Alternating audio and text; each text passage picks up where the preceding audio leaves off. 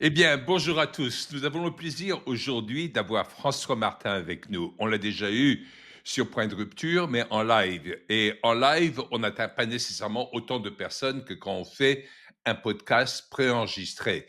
Et comme il me semble que François Martin a beaucoup de choses à dire dans le monde entier, on a décidé de faire cet enregistrement et de le mettre en podcast pour vous tous. Pourquoi est-ce qu'on va écouter François Martin sur tous ces aspects-là? Ben, c'est tout simplement parce que c'est un homme qui est d'une très grande expérience à travers le monde entier. Il a vécu dans de nombreux pays, y compris le Brésil, le Venezuela, dont on parlait encore hors antenne avant qu'on commence. Et donc, il connaît les pays. Il connaît bien les pays. Pourquoi? Parce que c'était pas en tant que touriste qu'il y était, mais où il avait une activité commerciale, de conseiller commercial, etc. Donc, il est rentré dans le vif du sujet dans pas mal de ces pays. Et il a des opinions sur la géopolitique d'une façon générale. Et moi, j'apprécie énormément son approche qui est très directe, franc-parler, et qui ne tourne pas autour du pot, hein. Il n'y a pas de langue de bois chez François. Et donc là, on va commencer. Et tout d'abord, je vais dire bienvenue François. On est ravis de t'avoir ici avec nous sur Point de Rupture. Et je voulais commencer en te laissant la parole pour que tu puisses nous parler de ce qu'on appellerait aujourd'hui le chaos qui réside aussi bien en France qu'en Europe. Où, Alors d'abord, je voulais te saluer comme il se doit parce que j'ai appris que quand on avait des lunettes, on montait dans les sondages de 10 points. Donc, je voudrais faire un appel à la puissance géopolitique et stratégique comme une personne que tu connais, mais j'ai pas les Ray-Ban, donc je vais pas le garder longtemps, mais c'était juste pour montrer que c'était important de s'habiller comme il faut pour s'exprimer. Voilà. Bon. d'accord, Voilà, ok, merci. juste la petite blague pour commencer. Ouais, ouais. Ok. Bon, Allez, allons-y sur l'Europe. Allons. allons-y. Donc, écoute, alors, d'abord, quand on parle de chaos, c'est vrai, mais dans la notion de chaos, je dirais, il y a une notion d'imprévisibilité totale, c'est le chaos. Or, on n'est pas dans un chaos véritablement. On est dans un chaos si on regarde le dessus des cartes, mais si on regarde le dessous des cartes, on voit des lignes de force qui se dessinent. Et c'est ça, je pense, qui va être un peu le fil rouge de notre discussion, parce que aussi bien quand on parle de l'Europe que quand on parle de l'Iran, quand on parle du Venezuela ou quand on parle de l'Ukraine ou quand on parle du Groenland ou quand on parle de l'Iran, il y a un certain nombre de lignes de force qui ne sont pas certaines, mais dont, que l'on voit se dessiner. Donc c'est ça qui est intéressant. Alors, pour parler de l'Europe, comme tu voulais qu'on commence, moi, il y a une chose que je trouve déjà extrêmement significative, parce que je la retrouve aussi bien dans le discours de 22 février que dans le document de sécurité nationale qui est paru début décembre, que dans le discours de Trump euh, à Davos récent, que dans ce qu'il est en train de faire avec le Venezuela, je veux dire avec le Groenland, c'est une volonté très claire, mais très très claire, de briser l'Europe de Bruxelles, d'exploser l'Europe de Bruxelles. Si c'est pas ça, je sais pas ce que c'est. Donc il y a véritablement de la part de ces conservateurs que sont aujourd'hui l'administration américaine, une volonté non pas de supporter, pas au sens anglais du terme, mais de supporter, de vivre avec les progressistes et les mondialistes, mais de se les payer et de les détruire politiquement. C'est une guerre, il faut appeler ça comme ça, contre les progressistes européens, dont le chef est Macron, évidemment. Donc il dit il en a plus pour longtemps, etc. Moi, on peut, la ligne de force qui est derrière, c'est l'explosion de l'Europe de Bruxelles et l'explosion de l'OTAN. Moi, je la vois venir à quelques années, si c'est pas plus rapide, parce que quand on va voir que il va continuer à monter les droits de douane, il va prendre le Groenland d'une façon ou d'une autre. Il va dire bah maintenant vous payez complètement pour l'OTAN parce que moi j'arrête la guerre donc c'est la vôtre. Moi je vais faire des affaires avec la Russie mais pas vous. Bon ben il y a un certain nombre de pays qui vont dire mais nous ça nous convient pas et je pense en particulier à l'Allemagne. Il va refuser de recevoir les chefs d'État. Par contre, il va recevoir avec ostentation les chefs de l'opposition qui sont les patriotes, que ce soit le RN en France ou Weidel en Allemagne ou les uns ou les autres. Donc, je veux dire, on va véritablement assez clairement vers une explosion de l'Europe de Bruxelles. Ça me semble écrit dans les astres, ça déjà. Tu vois? D'accord. Et est-ce que tu crois que c'est une bonne chose ou une mauvaise chose? Ah moi je pense que c'est à la fois une bonne chose et une très mauvaise chose. C'est une très bonne chose si tu es prêt, parce que ça veut dire que tu sors, on te casse la cage, la prison pour que tu puisses sortir. Par contre, si tu as jamais eu l'habitude et que tu t'es pas préparé à vivre à l'air libre, où tu vas voir les dangers de la liberté, je dirais, tu es livré à toi-même avec ta monnaie, avec tes avantages et tes forces et tes faiblesses à l'international, avec ton économie qui marche ou qui marche pas. La liberté n'est pas forcément un cadeau si tu as refusé de l'avoir et de t'y préparer. Donc moi, ça fait un certain moment et je le développe assez largement dans mon prochain livre là qui sort le mois prochain. Il s'appelle précisément La France dans le chaos du monde. Aujourd'hui, si on doit avoir une priorité, c'est pas de dire bon, est-ce qu'on va empêcher l'Europe de Bruxelles de nous empêcher de parler, de nous mettre la numérisation, comment dire, de l'identité. C'est comme qu'est-ce qu'on va faire si tout part en morceaux. Est-ce qu'on va s'allier? De quelle façon? Moi, je commencerai à préparer ça vite. C'est ça, je pense, qui est notre combat de l'avenir. Hein. Alors, j'allais poser la question suivante, c'est que, bon, la fin de l'Union européenne technocratique de Bruxelles, ça pourrait se faire assez rapidement. Est-ce que ça va arriver avant la fin de l'OTAN? Après, en même temps, ça, après, c'est des considérations plutôt techniques et stratégiques qui vont se passer sur le terrain.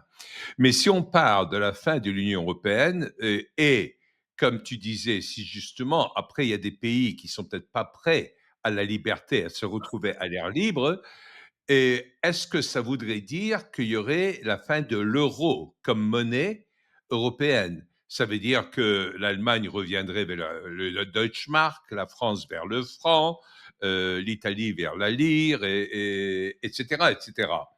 Et pour moi, si jamais ça se passait, mais ça me semble assez complexe, parce que abattre une entité technocratique comme l'Union européenne, encore c'est relativement simple, parce que déjà que c'est un tigre en papier, ça n'a pas de sens, ça semble assez simple. Mais changer complètement de monnaie, ça me paraît nettement plus compliqué. Cependant, s'il y avait changement de monnaie, chaque pays pourrait redéfinir derrière ce changement de monnaie une toute autre politique économique qui lui permettrait de prendre des mesures qui seraient sans doute plus saines, parce qu'il ne pourrait plus se cacher derrière les aspects européens. Ce serait la fin de la persécution de l'agriculture française par le Mercosur, etc., etc. Et il pourrait y avoir un réajustement des dettes de chaque pays en revenant vers leur propre monnaie, parce que les dettes ont été accumulées officiellement en euros, et il pourrait y avoir un réajustement de cette dette dans le fait de créer une nouvelle parité entre les différentes monnaies, mais pas entre ces monnaies-là et l'euro. Alors, peut-être que pour des pays comme l'Allemagne, comme la France, comme l'Italie, ça serait assez facilement faisable parce que c'est des pays quand même d'une certaine envergure. On pourrait rétablir les monnaies d'origine. Il y a des pays qui étaient assez intelligents pour ne pas prendre l'euro, comme la Pologne qui est restée avec le zloty, et quelques autres pays dans le même sens, mais pour des tas d'autres plus petits pays européens qui sont dans l'euro, là, ça serait une assez grande panique. Est-ce que la Grèce aurait la capacité de revenir vers les La drachmes, drac, ouais. voilà, et d'autres pays vers leur monnaie d'origine, et ça déstabiliserait des tas de petits pays, notamment des pays Balkans, comme la Croatie et tout ça qui était en train d'arriver vers l'euro, comme le Monténégro qui n'appartient même pas à l'Union européenne encore, mais qui est déjà dans la zone euro et tout cela. Après, qui serait le garant de l'euro, si j'ose Ah, dire? mais, Et est-ce que les hmm. propos que j'ai dans le fait de pouvoir profiter d'un changement radical, c'est-à-dire de quitter la zone euro, de rétablir les monnaies qui peuvent être plus ou moins fortes, que ce soit le franc, la lire, le Deutschmark, et puis pour les autres pays, la même chose. Il y a une grande opportunité, mais dans quel point est-ce que ce serait faisable? Là, je fais presque appel à toi comme un conseiller financier international. Qu'est-ce que tu dirais à tous les différents pays? Alors, moi, je vais répondre, je suis pas un financier, mais je vais répondre avec mon bon sens. Mon bon sens, c'est plusieurs choses. Première chose, c'est le constat actuel. On voit très bien, on sait très bien que le système européen aujourd'hui monétaire, c'est un lit de Procuste, c'est-à-dire, on sait, tu te souviens qui est Procuste, c'est donc cette personne qui vivait pendant la mythologie grecque et qui attrapait les passants et il les mettait sur son lit et quand il était plus petit que le lit, il leur tirait la tête et les pieds pour arracher la tête et les pieds pour qu'ils fassent le lit. Et quand il était plus grand que le lit, il leur coupait les pieds pour qu'ils fassent. Donc, on voit que c'est un système qui a énormément avantagé l'Allemagne. Et la monnaie de l'Allemagne est notoirement sous-évaluée aujourd'hui, l'euro par rapport à ce qu'elle serait si l'Allemagne devait avoir une monnaie qui est en ligne avec son commerce extérieur. Par contre, ça a désavantagé énormément des pays comme la France qui auraient eu tendance, intérêt à dévaluer pour rétablir leur commerce extérieur. De même que la drachme, etc., etc. Donc, je pense que si jamais il y avait une explosion, d'abord, je pense qu'il y aurait un certain nombre de grands pays qui diraient de toute façon, nous, on s'en va. Donc, tu fais toujours mieux un départ si tu fais un départ concerté avec les autres qui s'en vont aussi, plutôt que quand tu dis je m'en vais tout seul et puis vous vous débrouillez. Si l'Allemagne dit je m'en vais, tout le monde va dire, les gros vont dire on s'en va, et les petits vont dire on s'en va. À ce moment-là, à mon avis, tu peux concerter avec une phase intermédiaire où chaque pays se réajuste un peu par rapport à sa propre balance, son propre commerce, de façon et puis ensuite, on a vu qu'on a fonctionné à une époque avec ce qu'on appelait le serpent monétaire, où Mhm. chacun pouvait évaluer ou dévaluer ou réévaluer sa monnaie à l'intérieur d'un certain. Donc, on n'est pas. Les financiers sont suffisamment malins et inventifs pour s'ils constatent ce qui est le cas, mais qu'aujourd'hui on veut pas dire à cause de ce lit de Procuste dont je parle que le système aujourd'hui ne fonctionne pas. Et si tout le monde dit à l'Allemagne votre truc on n'en veut plus, à ce moment-là, on peut se mettre d'accord sur retrouver un espèce d'euro concerté avec des parités monétaires de chaque pays. Ça, je pense qu'on pourra trouver. On pourra trouver. Mais le plus important, c'est de sortir du système dans lequel on est, qui est mortel à tout point de vue. Sur le plan économique, sur le plan, on voit bien, puis la tendance. Je dirais que quand les rats quittent le navire, c'est là qu'ils ont le plus faim.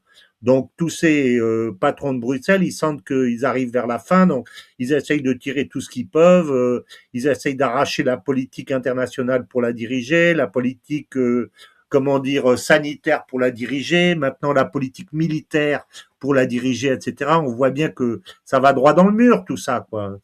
Donc, je Si pense que jamais, ça va péter. Donc, oui, si François, ce sont, si, voilà, voilà. si jamais Pardon. ça devait arriver, et il y a des chances que ça arrive, pour moi, l'aspect le plus fragile de l'Union européenne, c'est sa technocratie et sa Ah oui, centralisation à Bruxelles, qui n'est même pas élue, qui ne représente rien, et bien sûr, également le manque d'appui réel militaire. Parce que si les États-Unis sortent de l'OTAN ou ne sont même plus actifs dans l'OTAN, l'OTAN européen s'écroule assez bien rapidement. sûr, bien sûr. Donc Donc, chacun se retrouvera face à ses responsabilités, si c'est ça. Mais Voilà. moi, le Alors, fait que les gens est-ce soient qu'on ne face à risque leurs pas, responsabilités, c'est plutôt une est-ce- bonne chose pour moi. oui, bien sûr, mais est-ce qu'on ne risque pas, pendant une certaine période, de voir le même genre de phénomène en Europe qu'il y a eu en Russie après la chute de l'Union soviétique en 91, où ensuite il y a eu un pillage énorme par des tas d'oligarques, aussi bien intérieurs que Oui, venus de l'extérieur, ou qui ont mis la Russie complètement à genoux au point où en 98, elle a fait le grand default, tous les gens se retrouvaient avec pas un sou sur le compte bancaire du jour au lendemain. Est-ce que c'est pas une chose qu'on pourrait craindre en Europe? Et la raison pour laquelle je pose la question de cette façon-là, c'est parce que, de mon point de vue, il y a quand même des similitudes entre le côté extrêmement concerté et maîtrisant, pas méprisant, mais maîtrisant d'en haut en Union soviétique, avec ce qui est en train de se passer dans l'Union européenne, où il n'y a pas de légitimité du pouvoir à Bruxelles, mais bien il sûr. est imposé par des personnes qui ne sont pas élues. Et donc, comme ils n'ont pas les capacités, et à partir du moment où tout ça se disparaît, est-ce qu'il n'y a pas de risque qui serait semblable? Je ne dis pas que l'histoire se répète, mais comme disait Mark Twain, elle rime. Et donc, est-ce qu'il ne veut pas y avoir quelque chose de semblable en Europe de ce qui s'est passé après la chute de l'Union soviétique? Ben, je le pense, mais avec une certaine différence quand même, si tu veux, c'est que malgré tout, si tu veux, la première remarque que je fais, c'est que notre système aujourd'hui est soviétoïde, notre système européen. Le système est soviétoïde et il est d'autant plus, je dirais, inadapté au monde que, comme le disait très justement Charles Gave, que j'écoutais il y a quelque temps, notre monde qui est en construction, et même les États-Unis sont en train de faire leur métamorphose pour y participer, est un monde westphalien, c'est-à-dire tu es autour de tes propres forces, tu es un pays libre, tu es un pays organisé et tu travailles avec tes voisins pour équilibrer les choses sur le plan diplomatique, sur le plan politique, sur le plan économique, sur le plan militaire, etc.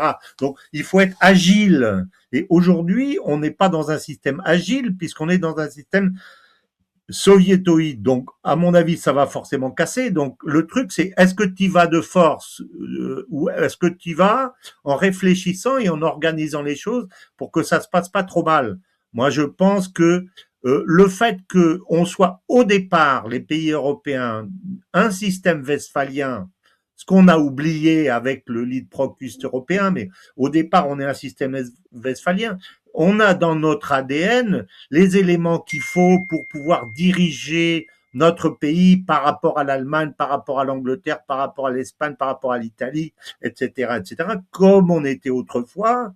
Je pense qu'on en a la capacité, alors que dans le système soviétique, la Pologne n'avait pas la capacité, et surtout les pays de l'Union soviétique n'avaient pas la capacité au départ, et surtout la Russie, pour lutter contre, je dirais, la prédation libérale qui s'est installée. Et il fallait un pouvoir fort et un pouvoir, je dirais, gaulien.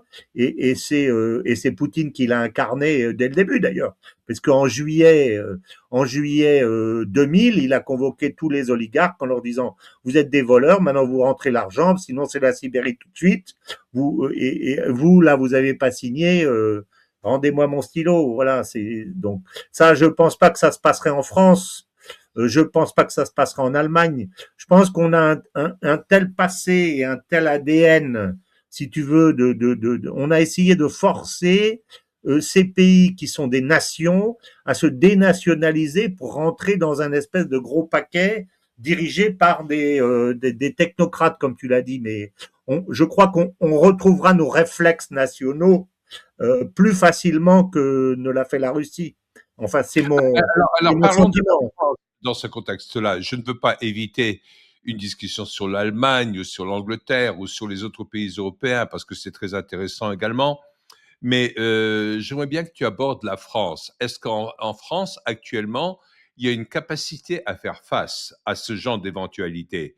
Et qui seraient les leaders qui sortiraient et qui pourraient ramener la France à ses lettres de noblesse dans un système westphalien? Alors, je dois dire qu'aujourd'hui, alors je ne sais pas si tu souhaites qu'on fasse toute l'émission là-dessus, mais là aujourd'hui on ouvre des portes, mais je pense que ça pourrait justifier qu'à un moment donné on fasse une émission entière, parce que à mon avis là il y a une vraie réflexion de fond que je vois que personne n'ouvre.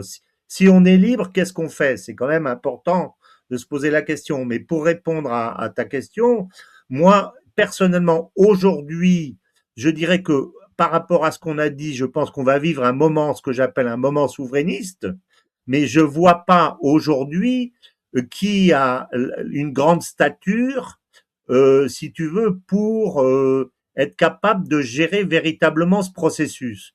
Par contre, le processus, mais il n'était pas le même, on n'avait pas le même problème également en Russie, et on a vu que les circonstances historiques ont généré l'homme qui a été en mesure de maîtriser ce processus. Donc je dirais que ça peut être la même chose chez nous. C'est pas parce que je ne les vois pas, ces hommes-là, ou que je ne vois pas l'homme providentiel, qu'ils n'existent pas. Il faudra voir le moment venu, qui est-ce qui sort du lot et quel est l'homme qui est porté par l'histoire et ceux qui ne le sont pas. Mais ça ne veut pas dire que, entre-temps, on peut pas avoir des formations qui nous permettent déjà, dans un premier temps, de virer la caste au pouvoir, celle qui pille le pays, parce que nous, notre problème en France, c'est pas un problème de dette, c'est pas un problème d'économie, c'est pas un problème d'école, c'est pas un problème. Le problème, il est très simple, c'est qu'on a en haut de l'entreprise le directeur général, il tape tout ce qu'il peut dans la caisse, le directeur financier tape dans la caisse, le directeur de la production, il tape dans la caisse, et le directeur commercial, il tape dans la caisse. Tout le monde tape dans la caisse, et quand on fait venir un comptable qui est un premier ministre qui dit qu'est-ce qu'il faut faire pour redresser l'entreprise qui perd tellement d'argent, il dit il faut baisser les salaires des ouvriers. Donc ça marche pas, si tu veux. Il faut d'abord virer toute l'équipe de direction et en mettre une autre. Alors, je pense qu'il faut commencer comme ça, et que si on se pose la question comme ça, ben, moi, si je veux, je dis mon opinion personnelle, le Rassemblement national n'est pas aujourd'hui, à mon avis, l'entité qui est véritablement à même de répondre à tout ce que je souhaite pour mon pays et pour un vrai projet gaulliste. Par contre, si on cherche non pas le groupe ou l'homme providentiel, mais simplement, je dirais, le bélier capable de faire exploser la porte et de virer toute cette équipe en commençant par l'audiovisuel public, etc., faire le ménage, on peut élire des gens qui fassent le ménage et puis avoir des gens qui fassent un vrai projet dans un deuxième temps. Ça me choquerait pas, ça, tu vois ce que je Alors, veux dire. est-ce que tu vois, avec des élections plus ou moins anticipées, les prochaines élections présidentielles en France vont avoir lieu maintenant dans 15 mois environ, hein, quelque chose comme ça, 15-16 mois. Et donc, à mon avis, ça ne serait pas nécessairement des élections présidentielles qui changeraient quoi que ce soit. Alors, je sais qu'en France, il y a beaucoup de mouvements dits souverainistes ou dits monarchiques ou autres, etc., etc., pas nostalgie du passé ou des choses dans le genre. Comment est-ce que tu compares les notions de souverainisme par rapport à des notions westphaliennes? Ben, je dirais que déjà, il faut que tu sois maître chez toi. Alors aujourd'hui, on n'est pas maître chez nous parce que ceux qui dirigent, en fait, ne dirigent pas le pays, mais ils se dirigent eux-mêmes, mais ils se servent. C'est essentiellement ça. Tu as vu ce qui se passe avec la commission à l'oncle là sur l'audiovisuel public. Si j'avais des cheveux, ils se dresseraient sur ma tête quand j'entends ça. C'est ahurissant. Et si tu regardes un peu partout, c'est vrai dans tous les domaines. Et si tu lis les livres de Marlex, tu vois aussi. Donc, je dirais que chaque rat quitte le navire avec un morceau de fromage dans la gueule. C'est ça qui se passe aujourd'hui. Donc, il faut déjà quelqu'un qui dise, allez, tout le monde dehors. Bon, faut commencer comme ça, à mon avis. Déjà, D'accord. si un groupe a un projet politique dans ce sens-là, je trouve que c'est bien. Et je pense qu'une majorité de Français serait sans doute à même de suivre ça, parce que le problème qu'on a eu jusqu'à présent, c'est que si tu veux, la haute bourgeoisie a profité de ce système. Tout ce qui est en dessous en dessous de la fracture sociale, c'est profondément appauvri. Et la caste intermédiaire qui fait la différence, qui est la petite et la moyenne bourgeoisie, elle a une appétence pour l'immobilisme qui est telle qu'elle s'est dit encore une minute, monsieur le bourreau, tant que je suis pas sûr de perdre, autant garder ceux qui sont là plutôt que d'essayer d'en trouver des nouveaux. Mais ce que je veux dire, c'est qu'aujourd'hui, la preuve est faite que l'accélération vers la chute est tellement forte qu'à mon avis, une partie de la bourgeoisie va se dire il vaut mieux le mouvement que l'immobilisme, à mon avis. Oui, absolument. C'est Et ce que je on sait pense. en même temps il n'y a pas vraiment de révolution populaire. Et la plupart des Bien révolutions sûr, étaient bourgeoises, y compris la Révolution française, y ben, bien compris sûr, la Révolution russe, etc. C'est la bourgeoisie avec ouais, l'argent ben, bien sûr. interne ou importé d'ailleurs, qui ensuite est suivi par la création d'une banque centrale, etc. C'est évident, c'est évident. On le sait ça. Et maintenant, la question que j'ai, c'est la suivante, parce que je ne crois pas qu'il puisse y avoir un soulèvement. C'est pas le peuple qui va Non, prendre ses fourches et tout ça et qui va changer les choses du jour au lendemain. pas du Les tout. choses changent toujours plus lentement, malgré l'impatience émotionnelle du peuple, parce que le peuple en a Bien sûr, marre, bien sûr, il a du mal à survivre à tout ça, etc. Alors, une nation, c'est encore bien plus grand qu'un porte-avions. C'est qu'un porte-avions, ça bien prend sûr. une vingtaine de kilomètres pour faire demi-tour. Eh bien, une Mm, nation ou un pays ou une entité encore de plusieurs nations, c'est encore plus mm. difficile. Est-ce qu'il n'y a pas une et c'est pas des choses que je souhaite, que je ne souhaite pas, hein. Je m'explique tout de suite. J'ai pas une position par rapport à ça, mais j'ai Oui, des amis des 2 côtés, oui, oui, de l'idée qui prône d'un côté un européisme, pas l'Union européenne, mais un européisme où il va y avoir un genre d'entente entre plusieurs pays bien sûr, européens. Peut-être ça ressemblera à l'ancien marché commun, à quelque chose dans ce style, bien mais sûr, accompagné d'une certaine identité nationale dans chaque pays, etc., bien sûr, etc. bien sûr. Comment est-ce que tu vois ces questions d'européisme et d'identité nationale, Alors, lesquels vont être plus forts pour prendre le dessus? alors moi je dirais deux choses. D'abord, sur la question de la France en général, je rappelle que cette phrase de Solzhenitsyn que j'aime beaucoup, que je cite assez souvent, qui dit les révolutions sont pas faites par les revendications fortes, mais par les régimes faibles. Voilà, c'est quand les régimes sont faibles qu'il y a les révolutions. C'est pas quand parce que les gens voient les revendications fortes, comme c'est le cas, ils disent ah mais les régimes vont sauter. C'est pas forcément le cas. Alors si je regarde les régimes, moi je constate que le régime en France, il est profondément affaibli. Et c'est Macron qui l'a affaibli avec la dissolution. Aujourd'hui, on a le discrédit de la classe politique et du régime est extrêmement fort. Donc ça, c'est une bonne chose. Par contre, le régime qui reste fort aujourd'hui, c'est le régime européen, la superstructure européenne, et c'est celle-là précisément que Trump est en train de briser. Voilà. Donc, si tu veux, ça veut dire que on va vers une forme de révolution. Alors, si à un moment donné on se dit, ben demain on va se retrouver tout seul, réfléchissons. Il est évident que dans la mesure où tu as déjà travaillé, tu as créé des façons de travailler avec l'Allemagne, avec ci, avec ça, le but, si je peux simplifier le projet, c'est de peut-être de transformer la fédération en confédération, c'est-à-dire redonner effectivement les pouvoirs aux États. J'ai jamais pensé que le Parlement de Bruxelles, le Parlement de Strasbourg avait le moins de pouvoir. Pour moi, le véritable pouvoir législatif de l'Europe, ça aurait dû être la conjonction de tous les parlements nationaux. Et quand tu as un parlement national qui dit veto, eh ben ça se fait pas. Donc, si on avait fait ça, si tu veux, on aurait une légitimité de l'Europe auprès des populations, puisque ça aurait été leur propre, moi, mon propre député qui aurait voté pour ou contre cette réglementation de Bruxelles qui est proposée. Et puis d'autre part, l'autre chose qui marche pas du tout et qui a provoqué ça, c'est ce qu'on appelle le monopole de présentation des directives par la Commission. Donc en fait, c'est le premier, la Commission c'est un premier ministre qui devrait être révocable ad nutum dès qu'il fait pas ce que exactement s'il y a un pays qui veut le veto, à ce moment-là, le président de la commission devrait sauter tout de suite. D'ailleurs, il ne devrait pas être président, il devrait s'appeler Premier ministre ou secrétaire général de la commission. Mais on a forcé, en fait, la partie, on a donné le pouvoir à la partie non élue et on a affaibli.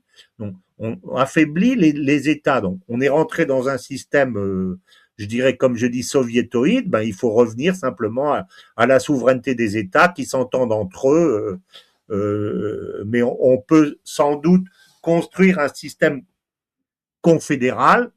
Je pense que ça peut avoir du sens, mais ça veut dire que la France doit avoir la maîtrise de sa politique, l'Allemagne aussi, etc.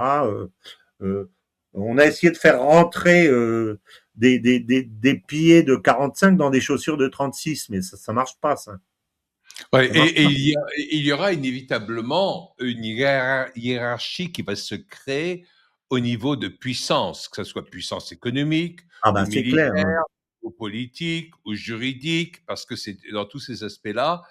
Comment tu vois, si jamais ça se fait, comment tu vois les structures hiérarchiques d'un futur de pays westphaliens qui s'entendent bien au sein d'une confédération, comme tu le précisais, mais il y aura quand même certains qui seront meilleurs que d'autres, hein.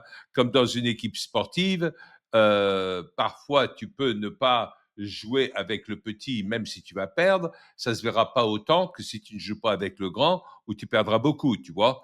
Et là, il va y avoir des bagarres qui, à mon avis, peuvent être saines sur le Ben oui. plan commercial et tout ceci entre les différents pays, mais quel est le type de hiérarchie que tu verrais s'annoncer? Ben, on va voir si on a ça, on va déjà avoir un conflit latent et très fort. C'est entre les deux puissances importantes de l'Europe, c'est-à-dire l'Allemagne à cause de son poids économique et la France à cause de son poids politique et militaire et de sa dissuasion. Là, tu auras, bon, tu fais tout éclater, tu dis, bon, ben, on essaye de reconstruire un club où on est ensemble au lieu d'être, je dirais, un ensemble de pavillons dans un village plutôt que une structure pyramidale ou verticale avec un immeuble, qui c'est le patron.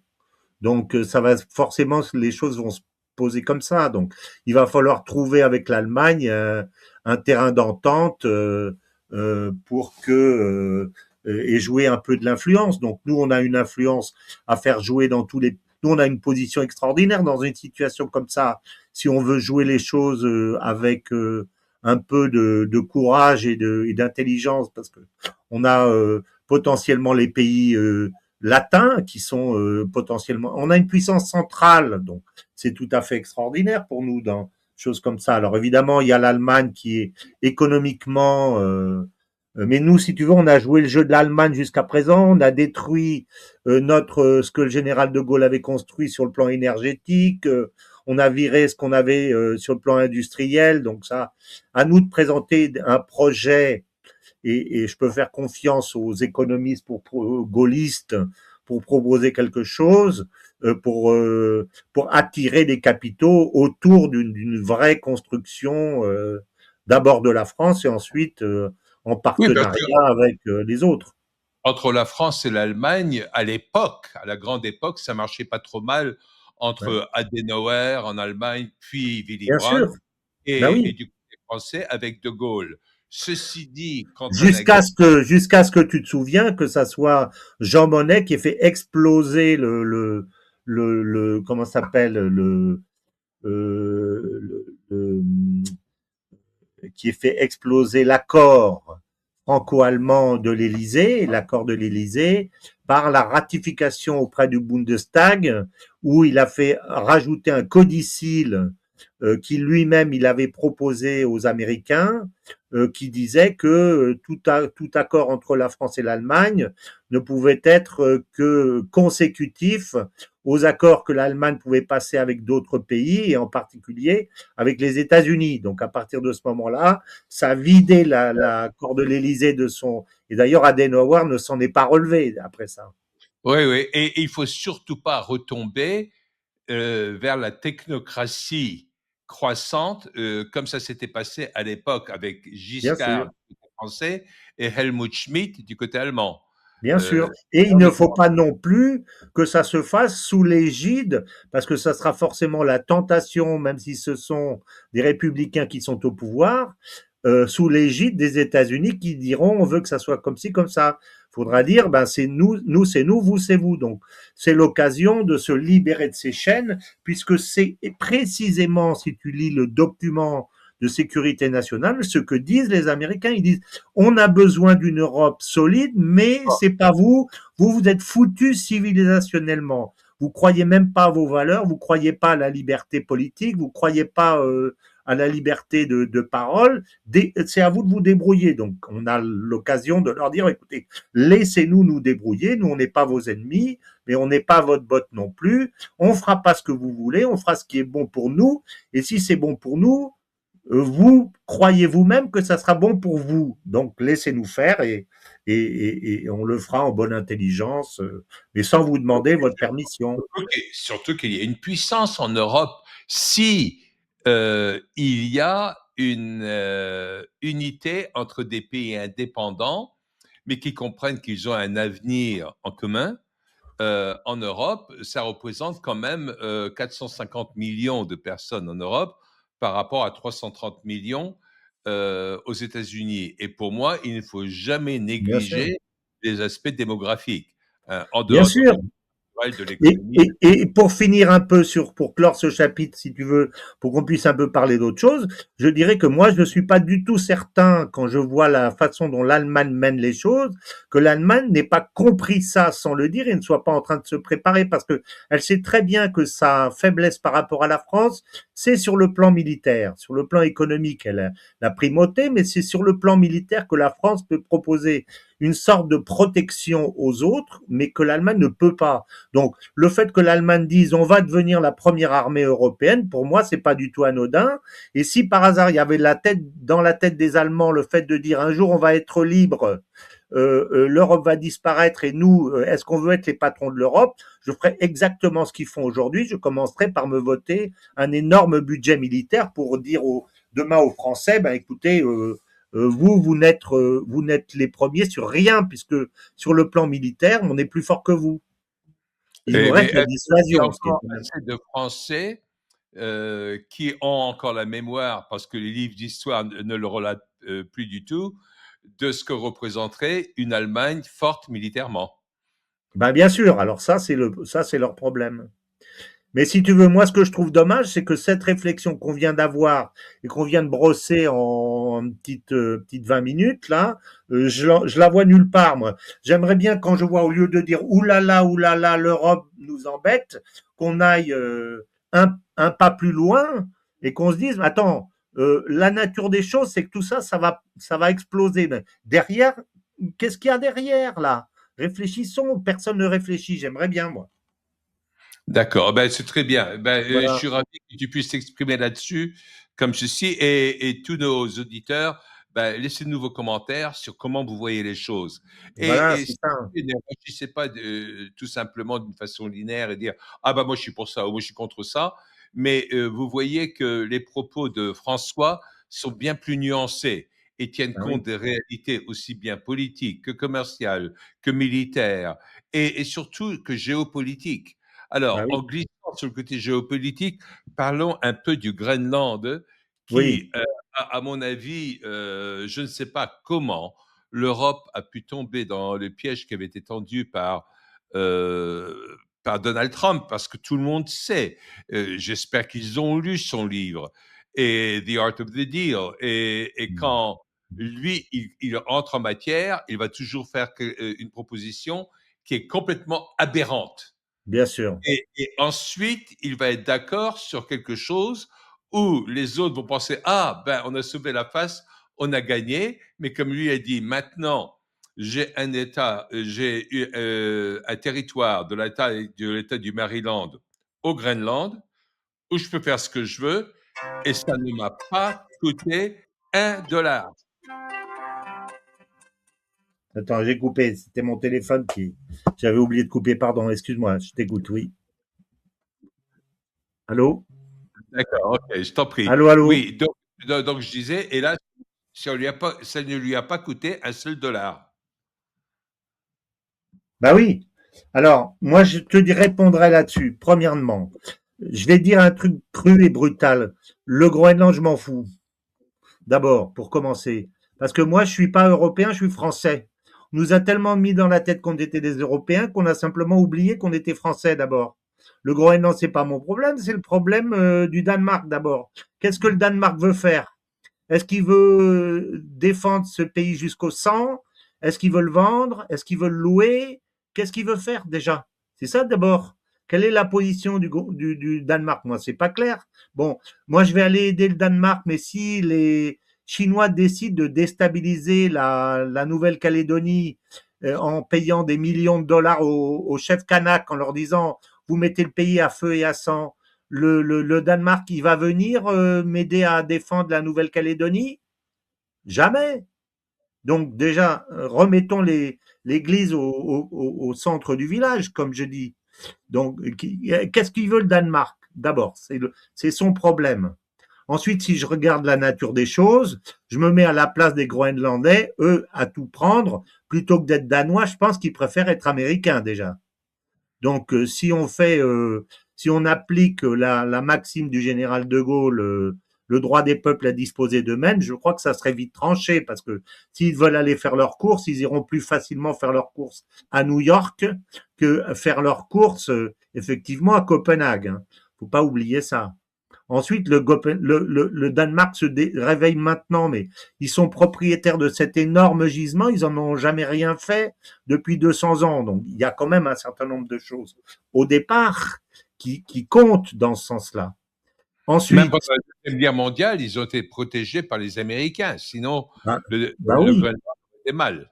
bien sûr. Alors ensuite, par rapport à ce que ça représente en termes d'avantages potentiels ou en termes de menaces potentielles par rapport aux États-Unis, je dirais que c'est énorme. Et ça explique de très loin que Trump n'a aucune intention de lâcher le morceau et qu'il trouvera une solution sous une forme ou sous une autre. Il y a deux éléments là-dessus. Le premier élément, c'est que si tu lis le livre de Sylvain Ferreira qui vient de sortir sur la fin de la domination américaine, tu t'aperçois que l'industrie militaire américaine est dans un état absolument désastreux, totalement désastreux, et que le pire de tout, c'est le fait qu'elle achète aujourd'hui les terres rares dont elle a besoin pour son industrie militaire à ses propres ennemis. Donc ça, je veux dire, tu peux pas continuer si tu peux pas te fâcher et monter le ton avec ton ennemi parce que c'est lui qui te vend les matières dont tu as impérativement besoin pour fabriquer les armes pour te défendre contre lui. C'est complètement idiot. C'est Mhm. complètement idiot. Donc c'est pour ça qu'ils essayent de colmater cette espèce de machin qui tiendra jamais au Congo, ici ou là, qui passe des accords avec les Russes. Mais les Russes, ils les tiendront aussi si jamais il faut un accord avec eux. Si ça se passe pas avec les Chinois, les Russes leur diront désolé, mais on peut pas vous livrer. Ou donc ils ont besoin d'un système sécurisé. Et le Groenland, pour ça, c'est parfait. Premièrement. Deuxièmement, quand Trump dit mais moi je peux pas me permettre que demain il passe un accord ou avec la Russie ou avec la Chine et que j'ai le Groenland qui est un territoire contrôlé par les ennemis contre moi, c'est pas possible. Pour une raison simple, c'est que aujourd'hui l'hypersonique a rendu les distances excessivement courtes, excessivement courtes. C'est aussi pour ça que je pense qu'on va naturellement vers une régionalisation. Poutine, au début de la guerre d'Ukraine, a dit à ses troupes et à ses Russes, nous ne vivrons pas avec un pistolet sur la tempe. Bon, demain, tous les pays importants, ils auront l'hypersonique. T'imagines le jour où la Russie a des bases en Groenland et met des Oreshnik dont on ne sait pas s'ils peuvent pas être avec une tête nucléaire dessus. Le risque est majeur pour les États-Unis. Aujourd'hui, aucun pays ne peut se permettre d'avoir un pays de son arrière-cour qui est contrôlé par ses adversaires ou par ses ennemis. C'est pas possible. Tu, 2, 3 minutes après, tu as une bombe nucléaire qui tombe qui tombe sur Washington. C'est inacceptable ça. C'est la même raison pour laquelle les Russes font la guerre en Ukraine, et c'est la même raison pour laquelle, d'une façon ou d'une autre, les Chinois voudront Taïwan à un moment donné, parce que ils peuvent pas se permettre d'avoir juste à côté d'eux un pays dont les bombes peuvent te tomber dessus à Mach 20 3 minutes après. C'est pas possible. Oui, Je trouve ouais, que l'hypersonique a profondément accéléré ce phénomène de régionalisation et on s'en rend pas forcément compte. Mais je me mets à la place du dirigeant. Il dit à son conseiller, s'ils ont une bombe là, s'ils ont un missile hypersonique à Mach 20, combien de temps il faut pour arriver chez moi? On va lui dire 1 minute, 2 minutes. Il dit attends, non, non, là, ça c'est à moi, c'est pas lui.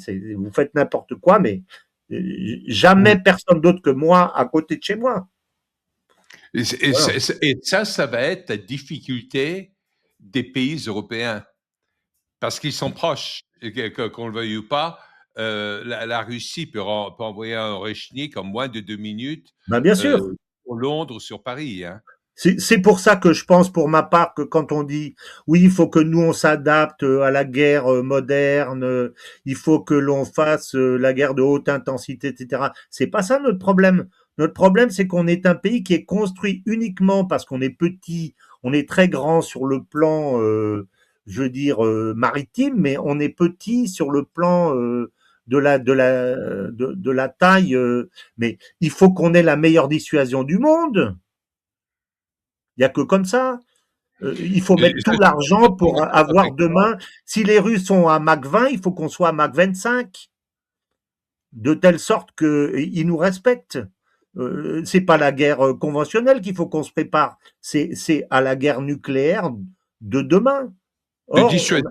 C'est-à-dire, il bah, faut que bien ça sûr, soit de bah, dissuasion. bien sûr, c'est ça notre problème aujourd'hui. On a une faiblesse rédhibitoire. Si un pays nous dit, ben écoutez, on a de l'hypersonique et on vous tire dessus demain matin si vous faites pas ce qu'on veut, nous, eux, ils arrêteront nos bombes et nous, on peut pas arrêter les leurs. Donc, c'est Ben, gravissime. c'est pour ça que moi je dis c'est une bénédiction de savoir que Poutine n'est pas belliqueux, Ah, contrairement ben, bien sûr. à tout ce que certains leaders européens peuvent agiter. Si Poutine le voulait, en termes d'une agression nucléaire envers des pays européens, ce serait déjà vite fait.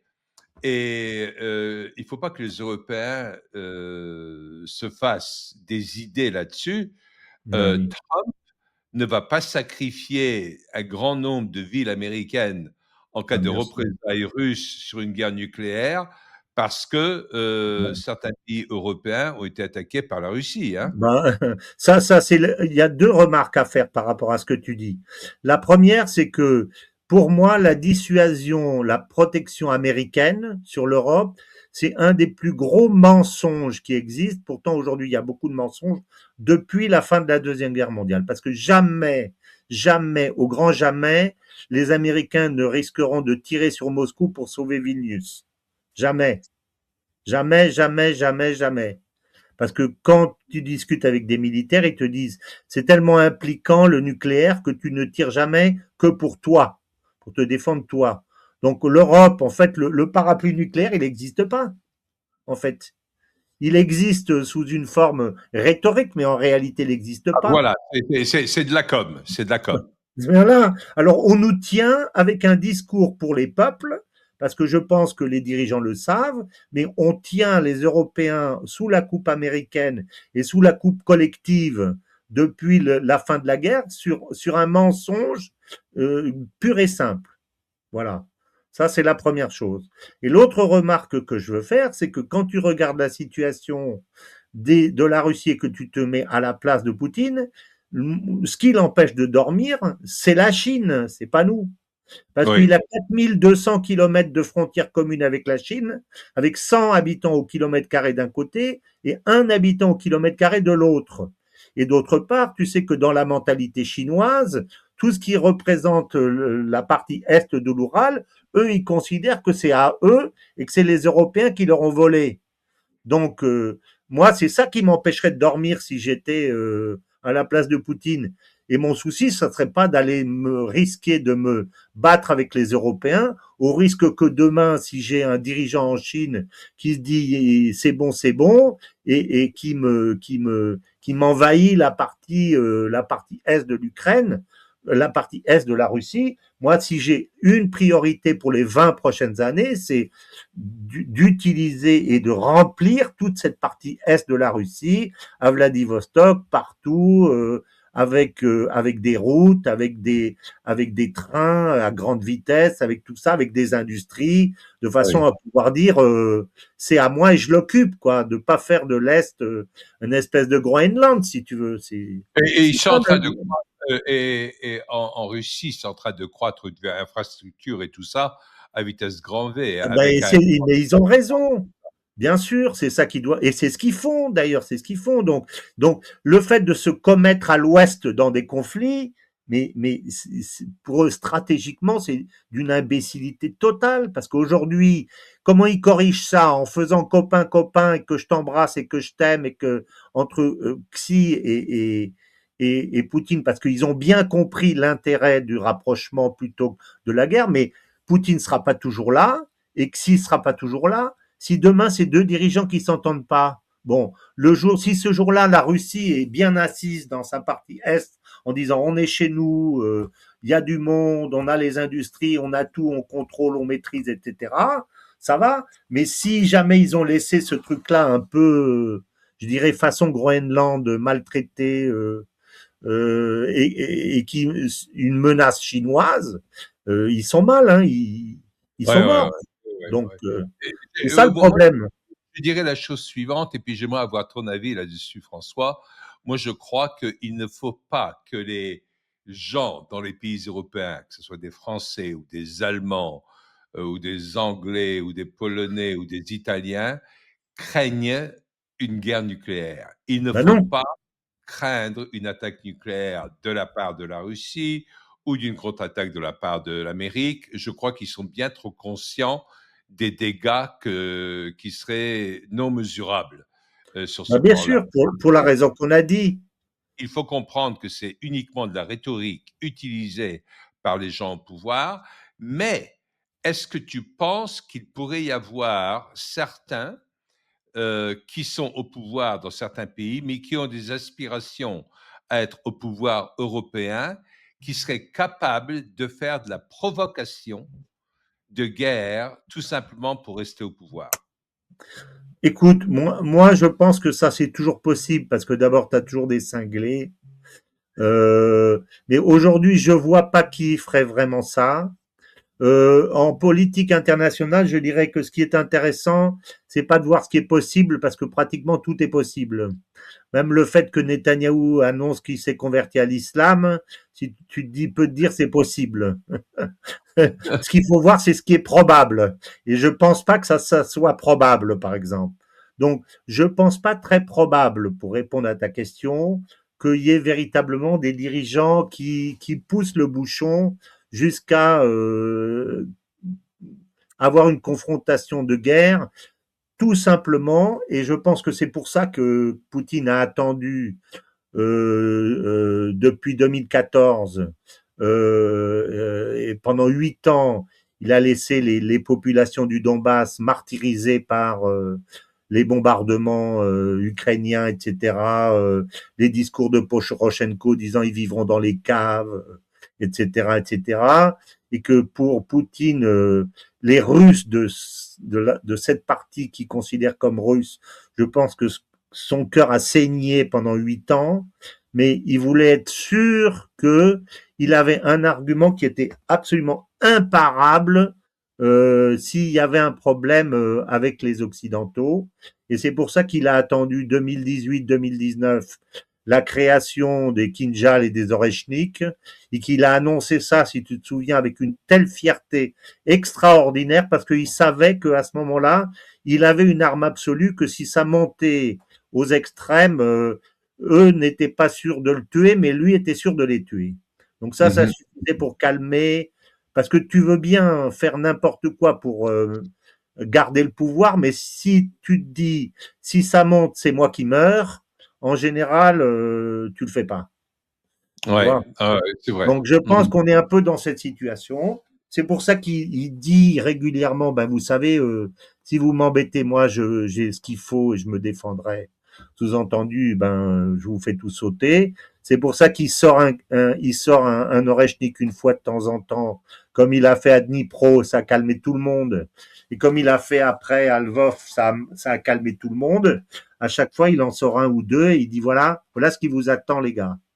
Et ça Mhm. calme tout le monde. Donc, tant Je qu'on est, serais je dirais, Et dans il cette y a une autre rhétorique-là, je crois pas que ça soit très dangereux.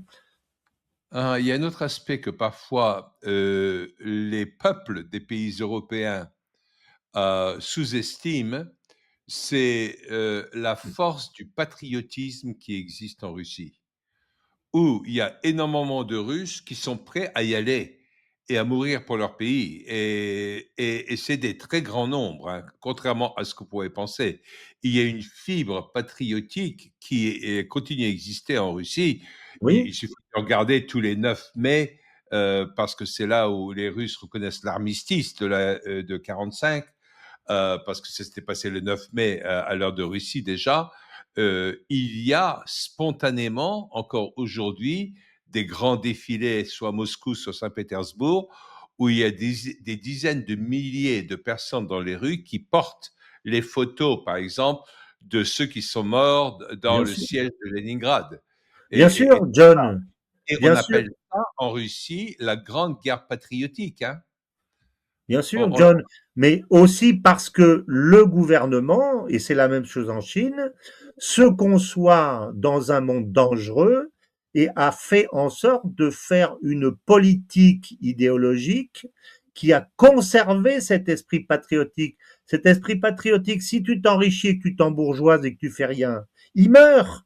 Donc, si c'est tu vrai. veux le conserver, il faut que, avec les enfants, au lieu de leur dire, de leur apprendre les, le, la sexualité dans les écoles, euh, comme on fait en France avec les programmes EVARS, etc., l'éducation à la vie, à la vie EVARS et à la vie affective, relationnelle et sexuelle, hein, peut-être qu'on peut leur montrer les photos des héros des deux guerres mondiales qui nous ont sauvés, puis réveiller cet esprit patriotique pour leur dire un jour, vous serez peut-être obligés et content et heureux d'aller défendre vos femmes et vos enfants et votre vie. Mais pour ça, je dirais, il faut faut pas être progressiste. Il faut être Mhm. conservateur. Il faut que la notion de famille ait un sens, que la notion d'État ait un sens, que la notion de nation ait un sens, que la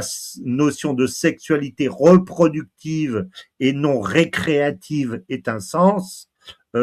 Si tu penses que le système dans lequel tu vis le mieux, c'est celui où toi tu es riche et tu vas pouvoir vendre avec les pulsions, en servant des pulsions des gens, tout ce que tu peux, prendre le plus d'argent que tu peux et faire en sorte que les gens soient seuls, désaffiliés, ne croient plus ni à la famille, ni à l'État, ni à la nation, ni rien du tout, tu fais une politique anti-patriotique qui est celle qu'on a faite nous ici depuis les années 80 en gros. Donc on est Mhm. totalement responsable de ça.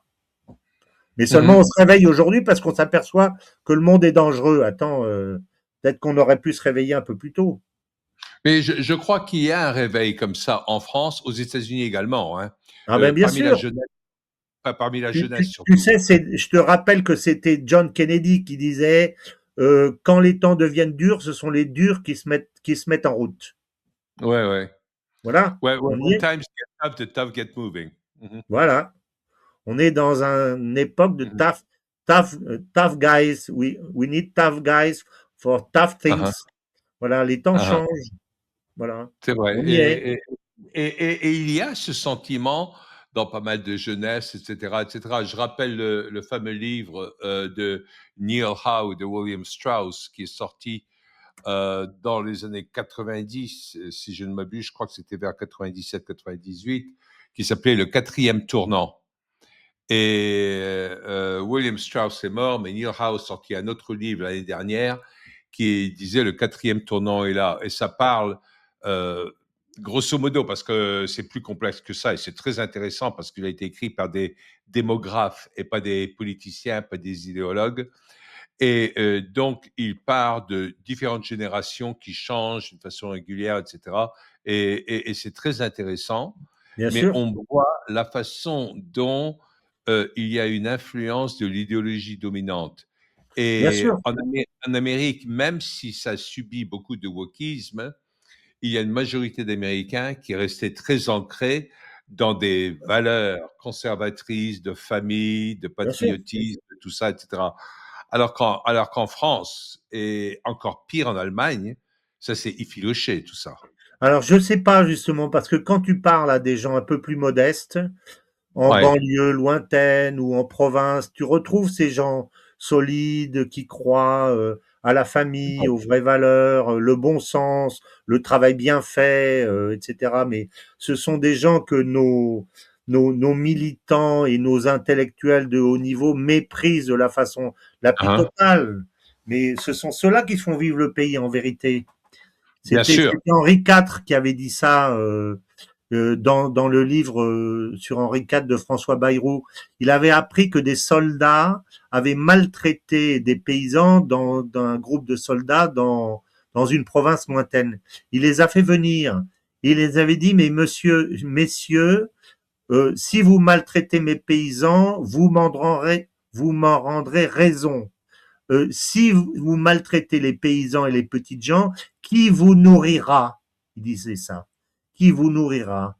S'en prendre à eux, c'est s'en prendre à moi. Il disait ça. Mhm. Donc il était Mhm. conscient que la hauteur du pouvoir qu'il incarnait était totalement liée à ceux qui représentaient la base de son pays, c'est-à-dire les plus petits, les gens Et tu sais, François, voilà, une des raisons pour laquelle j'aime la France, et c'est un de ses traits et de caractéristiques qui est très spécifique, c'est que parmi tous les pays développés, la France reste le pays le plus rural de tous. Il y voilà, a 50% des Français qui sont ruraux, alors voilà, que dans beaucoup de pays, c'est du 20%, du 15%, du 10%. c'est Ce qu'on ça, appelle rural, c'est des communes de 5000 habitants au moins.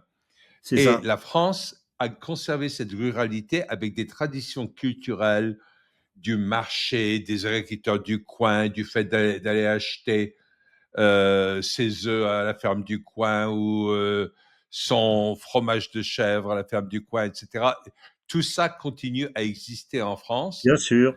C'est la beauté du tissu social fondamental français qui, à mon avis, jouera un très grand rôle dans le fait de sauver la France et de donner une direction et une vision et un sens de mission à tous les Français. Oui, et d'autant plus, et après on va parler un peu des autres sujets là parce que je vois que ça avance un peu, mais tu remarqueras que ce sont ces populations qui sont les plus humiliées. Les plus Oui. humiliées. Qu'est-ce que tu as encore comme film aujourd'hui qui parle un peu de ces petites gens-là, de leur mode de vie, etc. Quand tu regardes les films des années 50, 60, il y avait cette France populaire, on en Mhm. parlait, on les mettait en valeur, etc. Regarde les films de Gabin, regarde tout ça. T'as plus maintenant.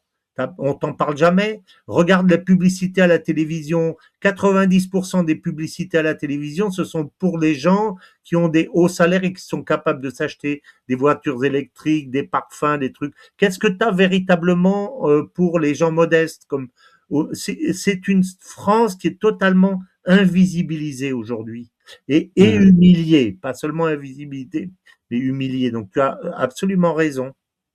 D'accord. Absolument raison. OK. Et d'accord. Bon, bah, très bien. On a vu la plupart des sujets qu'on voulait voir aujourd'hui. Est-ce qu'il y avait un autre sujet sur lequel tu voulais rajouter certaines choses? Ben, un petit mot très rapide sur l'Iran, parce que c'est quand même le sujet du jour, qu'on n'en a pas parlé. Moi, je partage ton avis d'ailleurs, comme quoi je pense que Trump nous monte une grosse opération de cinéma, là aussi, comme il a fait au Venezuela, parce qu'il a besoin d'habiller les choses. S'il ne fait rien, il va déplaire aux nostalgiques qui veulent qu'il rétablisse la grande puissance du passé. S'il fait quelque chose, il va déplaire aux magas. Donc il faut qu'il trouve des systèmes pour faire quelque chose en faisant rien. Et ben ça s'appelle faire du cinéma monter un système de catch et faire semblant. C'est ce qu'il va faire, à mon avis, jusqu'au midterm. C'est sa politique principale. Donc, je le vois venir, là, avec son armée, 2 armées, il va faire les gros bras. Je crois pas que dans le deal, comment ils s'appellent, les Iraniens ne vont accepter quoi que ce soit parce que ils vont pas renoncer à leur programme nucléaire civil, qui est civil, quoi qu'on en dise, puisque Tulsi Gabbard l'a confirmé au mois d'avril qu'il n'avait pas de programme militaire et malgré ça, on a fait la guerre des 12 jours en disant qu'ils avaient un programme militaire. Donc, attends, je coupe. Ils n'ont pas de programme militaire. La véritable terreur d'Israël, c'est le programme balistique. Donc, une négociation pour les Américains, pour le compte d'Israël, ça peut être que si ça tient compte également du programme balistique et ils reviendront pas dessus. Donc, de toute façon, ils lâcheront pas. Donc, Trump ne va pas pouvoir dire OK, j'ai rien obtenu, mais je m'en vais parce qu'il perd la face. Donc, je pense que ça va se terminer. Ils vont faire un scénario. Il va leur dire, ben, videz tel ou tel ou tel truc, je vais tirer dessus. Quand ça sera vide, il y aura rien dedans. Et puis eux, ils vont tirer sur.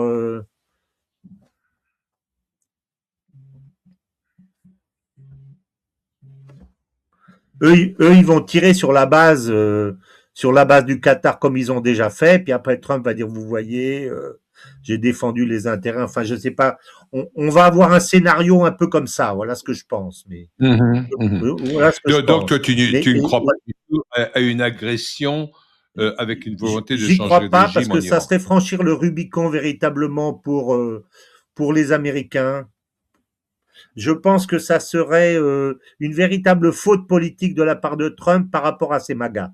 Voilà ce que je pense. Je crois aussi, mais est-ce que tu ne penses pas qu'il y ait un risque de provocation, de création de faux drapeaux, soit par Israël, soit par les néocons américains, qui, parce qu'il y en a même au sein des militaires, hein, en Amérique également, qui chercheraient à provoquer une situation où Trump ne pourrait pas faire autrement que de s'engager. Oui, je pense que ça, c'est le cas. Je pense qu'on peut avoir un risque de faux drapeau, mais je dirais que c'est l'affaire de Trump aussi de se défendre contre le faux drapeau et de ne pas se faire embarquer. C'est évident que c'est l'avis de Trump, l'avis de Netanyahou d'essayer de l'embarquer. Mais je pense que le but aussi de cette opération, c'est de pouvoir dire aux Israéliens, ben écoutez, c'est nous qui agissons, donc vous faites rien, pour les laisser en dehors du théâtre d'opération. Et je pense que ce qu'il y a au bout de cette affaire, c'est de se débarrasser d'une façon ou d'une autre de Netanyahou au mois de juin lors des élections. Moi, je n'oublie pas Bon, cette. je crois que c'est parti, hein. Je crois que les élections commencent le jour de l'anniversaire de Trump, de son 80e anniversaire, le Moi, 14 juin. je n'oublie pas cette lettre des généraux où il y a 550 ou 600 généraux qui ont dit arrêtez les conneries. S'il y avait eu 600 généraux qui avaient dit à Macron arrêtez les conneries, je pense que Macron serait véritablement sur la sellette et véritablement prêt à foutre le camp. Et je pense que moi, si je suis américain et que je vois ça, d'abord, c'est pas parce que je suis sioniste que je suis Netanyahouiste. Je choisirais peut-être un autre cheval qui ferait une autre politique. Et je j'irai pas forcément. Et si je demandais l'amnistie comme il l'a fait, il n'arrête pas de le faire, ça serait pas pour qu'il reste au pouvoir, c'est justement pour préparer sa sortie. Donc, Ouais, il y a quand même des absolument. signes qui laissent à penser que quelque part, il peut y avoir et une intention américaine de changer de cheval. Parce que si tu regardes la politique de Netanyahou depuis 2 ans ou depuis 3 ans, c'est un échec complet, quoi. C'est un échec au Liban, c'est un échec en Syrie, parce que la Syrie n'a pas explosé, le Hezbollah est toujours là, le Hamas est toujours là, l'Iran est toujours là, les Houthis sont toujours là. Où est-ce qu'il a réussi quelque chose? Où est sa percée? Il n'y en a aucune. Aucune, Tu aucune. vois, Au contraire, il a même créé des problèmes tu qui étaient vois graves. légitime. plus l'état du pays, économique, etc., social, militaire, n'en parlons pas, avec des dizaines de milliers de jeunes conscrits qui sont traités psychiatriquement et qui reviendront jamais dans l'armée parce qu'ils sont incapables de tenir un fusil, voilà. Mhm. Ouais, ouais, ouais. Donc pour moi le dossier et alors Ouais, là on vient donc peut-être une seconde sur si dans cette ligne-là on comprend l'affaire du plan de paix là du comment ça s'appelle du Conseil pour la paix. Pour moi c'est encore une fois c'est un espèce de truc qu'il essaye d'inventer. Je crois pas du tout que ça peut remplacer l'ONU. D'abord les pays les 60 pays rentreront pas dedans et puis si tu veux le problème, c'est le Hamas. Le Hamas a reconstitué tout de suite ses réserves. Le Hamas a repris le contrôle de Gaza. Qui c'est qui va aller tu veux faire un plan de la paix avec des milliards, mais qui va aller désarmer le Hamas?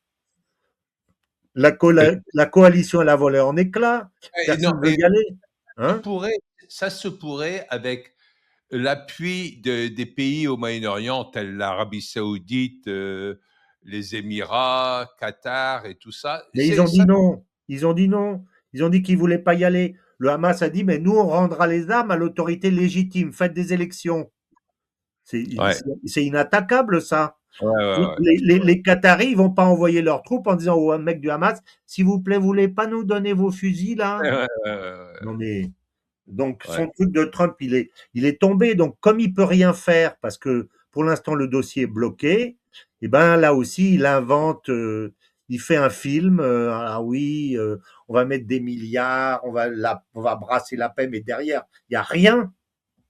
Non, mais pour moi, ça donne une excuse aux États-Unis à arrêter de financer l'ONU, arrêter de financer l'OMS, arrêter de financer l'UNESCO, etc., etc. Parce qu'il ne faut pas oublier que le budget de l'ONU, 25% du budget, il est financé par les États-Unis, hein. C'est ça.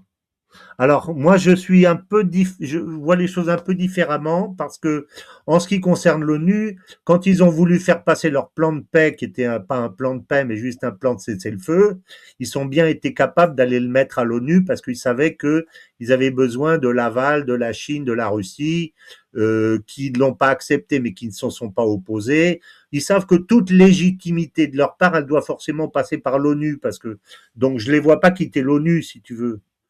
Les États-Unis n'ont jamais respecté l'ONU, tu le sais très bien, mais ils savent Oui. que la seule légitimité internationale, c'est l'ONU Oui, aujourd'hui. on va voir. Il y a des choses qui vont changer. Par exemple, on Mhm. sait que l'OMS a souffert de légitimité internationale, surtout avec la pandémie il n'y a pas longtemps, quoi.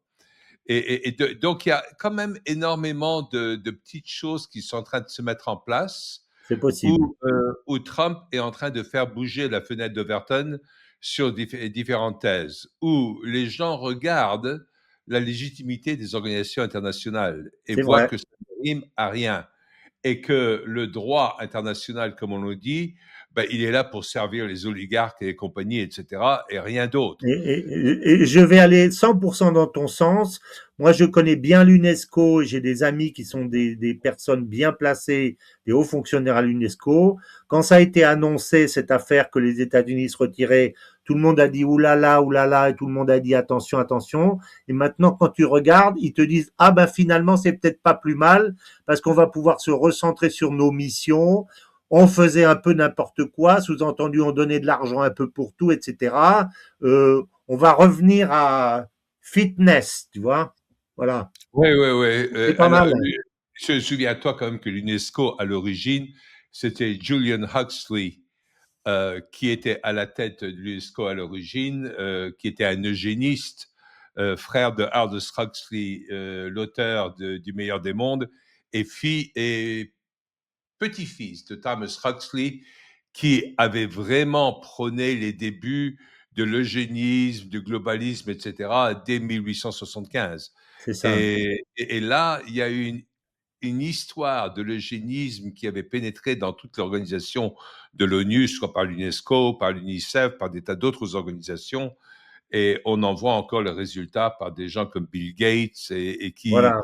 ont tendance à tirer de ce côté-là. Mais ça, ce sera tout un autre sujet. Écoute, Voilà. François, je te Voilà, remercie de ton intervention. Pour moi, ça a été très intéressant. De nouveau, je demande à tout le monde de laisser des commentaires pour nous dire tout à ce fait. que vous avez découvert, qui vous a marqué dans les propos de François, peut-être des choses auxquelles vous n'aviez pas pensé avant, mais qui vous ont peut-être amené à avoir un autre regard sur le monde, sur ce qui se passe de cette façon-là.